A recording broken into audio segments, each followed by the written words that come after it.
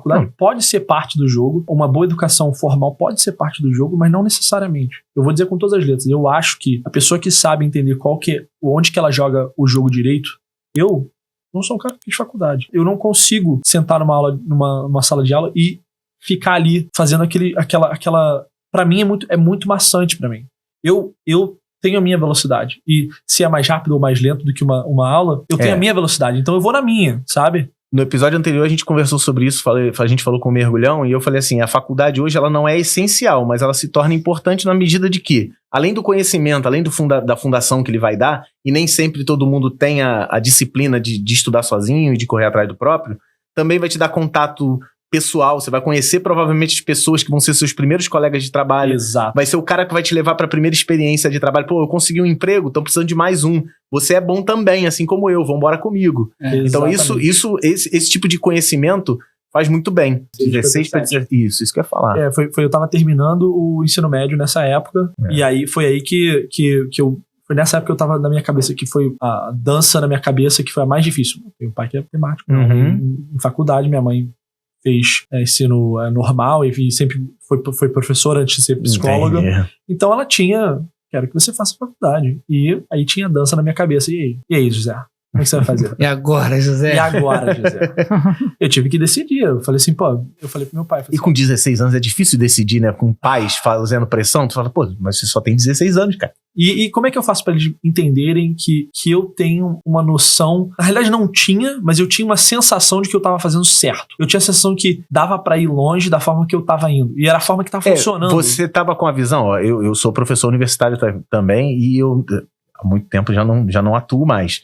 Mas só pra gente não ficar mal entendido que eu não estou glamorizando não ter faculdade, tá? Sim. Você tava com a noção do aluno da prática. Ó, o mercado tem isso, eu tenho isso já, e a faculdade provavelmente não vai me dar exatamente esse conceito. E você tá certo. Porém, quando você faz a universidade, você trabalha a ciência da computação. Você faz a computação como uma ciência, não como somente a prática de mercado. Exato. Então naquele momento, você sentiu a necessidade. Preciso da prática de mercado. A faculdade não vai me dar isso. Se naquela época você tivesse a necessidade, não, vou seguir o caminho do meu pai, vou seguir o caminho da ciência. Eu quero entender a tecnologia como uma ciência. Exato. E a partir desse conhecimento como ciência, eu vou me colocar no trabalho como um cientista de TI.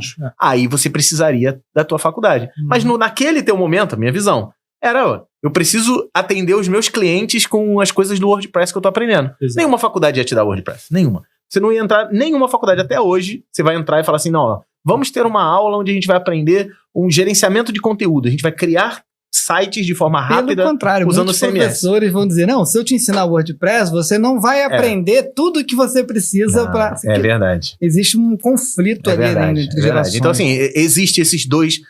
Toda moeda tem os dois lados, né? Então, existem os dois lados também do mundo acadêmico. O mundo acadêmico ele é mais científico, mais focado em livros, focados em conceitos, e não era o que você precisava naquela época com 16 anos. Isso é fato. E eu fui muito claro com os meus pais. Falei, olha, não vou seguir. Eu até tentei fazer. E eles ficaram boladão, né?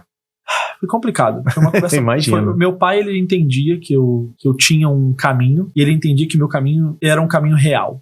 Minha mãe não tinha a menor noção. Ela falou, cara, não faço a menor ideia. Ele tava mais próximo. A tua carreira tá mais próxima do teu pai do que da tua mãe. Claro. Minha mãe não tinha a menor noção. Mas aí, em seguida, eu recebi uma proposta de uma outra empresa, saí lá da Tuiu e fui trabalhar nessa empresa na Quatis, que era uma empresa de mais só software. Não tinha design.